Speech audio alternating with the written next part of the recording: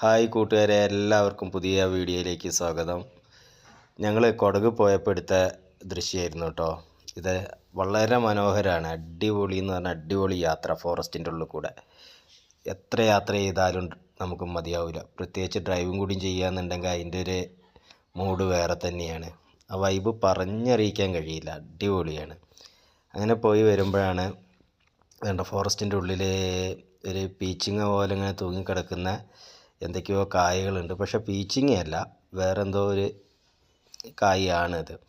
അവിടെ നിന്നും വണ്ടി പുറത്തേക്ക് വന്ന സമയത്താണ് റോഡ് സൈഡ് നിറയെ ചക്കകൾ വിൽക്കുന്നത്. ചക്ക എന്ന് പറയുകയാണെങ്കിൽ ഞങ്ങൾക്ക് വയനാട്ടുകാർക്ക് അത്ര എന്താ പറയുക, ഡിമാൻഡുള്ളൊരു സാധനമല്ല.